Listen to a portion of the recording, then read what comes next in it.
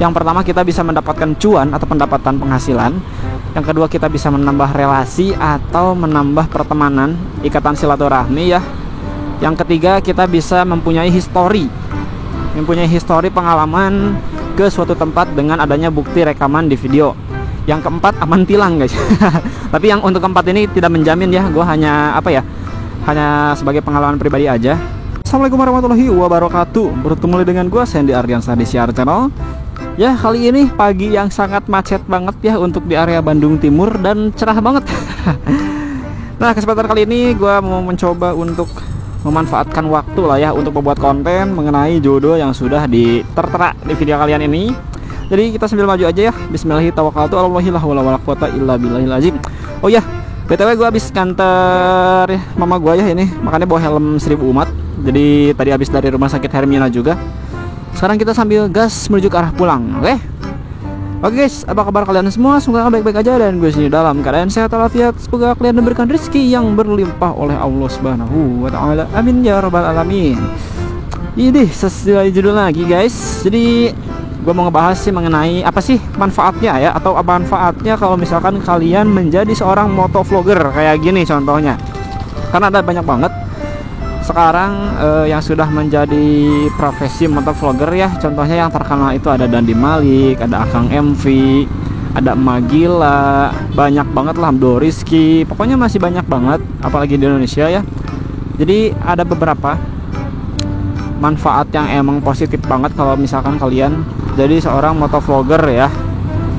Yang pertama sih, yang pastinya yang banyak diincar kalau misalkan untuk menjadi seorang motovlogger pemula itu ingin mendapatkan cuan ya, khususnya ingin mendapatkan penghasilan atau pendapatan kalian, karena itu sangat positif banget lah. Jadi sembari kita melakukan kegiatan hobi tapi bisa menghasilkan gitu, itu udah hal yang sangat positif banget, hal yang menurut kalian suka tapi bisa memberikan efek pendapatan gitu kan, itu sangat-sangat worth it lah.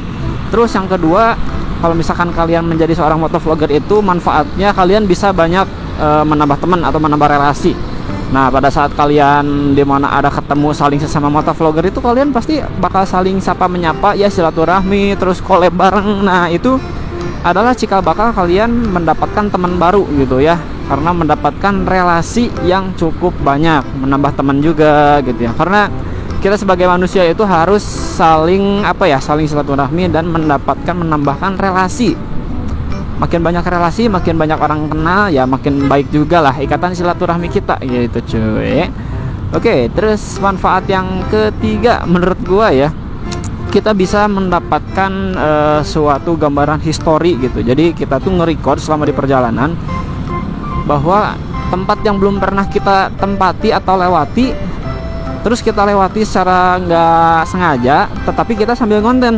Nah, jadi itu adalah suatu bukti bahwa kita mempunyai histori gitu ya. Misalnya nih, gue orang kota Bandung kan, terus gue jalan-jalan ke area Ciwidey karena gue belum pernah misalnya. Nah, dari Ciwidey itu gue buat konten. Nah, dari satu konten itu kita bisa menjadi histori itu ya, jadi kenangan lah gitu. Lumayan kan? Kita punya kenang-kenangan di Ciwidey itu kita kayak gini, atau waktu kita ke Pangalengan tuh kayak gini, karena ada gambaran atau video yang sudah kita record selama menjadi motovlogger gitu cuy. Terus manfaat yang keempat ya, yang gua rasakan, gua pernah ngalamin, ini mah bener-bener pengalaman pribadi gua banget cuy.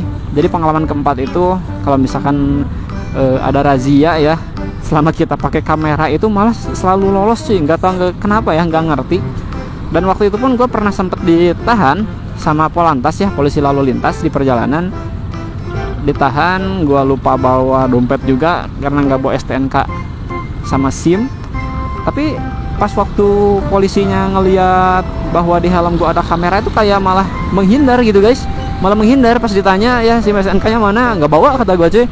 Nah, waktu ngeliat kamera ternyata nggak tahu malah kayak gugup itu. Mungkin entah ya polisi pungli dan bukan resmi gitu, biasanya yang kayak gitu karena takut. Tapi kalau misalkan polisi resmi sih mau nggak mau ya, itu adalah tugas dan tanggung jawab. Kalau misalkan emang ada kendaraan atau pengendara yang tidak membawa surat-surat dan tidak sesuai dengan prosedur, ya mau nggak mau tetap harus ditilang, maupun itu pejabat atau orang tinggi gitu ya. Nah, mungkin yang waktu pernah gua nyetopin gua gitu ya, itu kemungkinan besar adalah polisi pungli ya, pungutan liar yang ingin mencari apalah cuan-cuan haram gitu guys. Makanya itu manfaat jadi motovlogger itu ada kamera bisa jadi bukti ya. Cuman sayangnya gua nggak sempet upload karena itu adalah apa ya, takutnya menjadi kontroversi juga, perbincangan yang gak enak. Makanya gua nggak upload dan itu adalah sharing pribadi pengalaman gua aja. Ya, yang pasti kayak gitu cuy. Yang pertama kita bisa mendapatkan cuan atau pendapatan penghasilan. Yang kedua kita bisa menambah relasi atau menambah pertemanan, ikatan silaturahmi ya. Yang ketiga kita bisa mempunyai histori pengalaman ke suatu tempat dengan adanya bukti rekaman di video. Yang keempat aman tilang guys.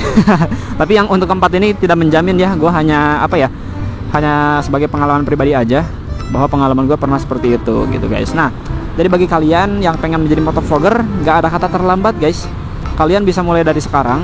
Kalau misalkan kalian yang nggak punya kamera untuk ngevlog, kalian bisa pakai handphone dulu. Tetapi ya gue sarankan jangan jadi motovlogger di jalan kayak gue waktu dulu ya. Handphone dipakai di helm itu sangat berbahaya dan tidak patut dicontoh. Jadi kalau misalkan kalian emang cuma punya handphone pada saat ini, kalian bisa buat konten-konten review lah mengenai motor, konten review mengenai helm. Banyak banget sebetulnya yang bisa kalian lakukan kalau misalkan ya kamera kalian itu bisa dimanfaatkan dengan baik dan benar gitu guys. Jadi kalau menurut gua nggak ada kata terlambat kalau misalkan kalian ingin menjadi seorang motovlogger untuk saat ini ya. Untuk saat ini tetap berkarya, jangan dengerin kata-kata negatif, terus jalan aja. Jangan sampai nyerah pokoknya guys, karena emang rintangan motovlogger itu banyak banget cuy. Yang gua alamin juga pernah ya ngerasakan beberapa hal pahit lah. Tapi alhamdulillah untuk saat ini jadi lebih terbiasa gitu guys. Ya mungkin segitu sih yang dapat gue sharing. Nanti gue bakal bahas ya berapa sih pendapatan kalian kalau misal berapa sih pendapatan gue pada saat menjadi seorang motovlogger gitu guys. Ya itu next video aja lah. Oke, mungkin videonya sampai sini dulu aja. Terima kasih banyak bagi kalian yang sudah menonton video ini. Jangan lupa untuk ditambah like, komen, dan subscribe channel ini agar terus berkembang menuju ke 1000 subscriber kembali. See you next video. Goodbye, peace. Wassalamualaikum warahmatullahi wabarakatuh.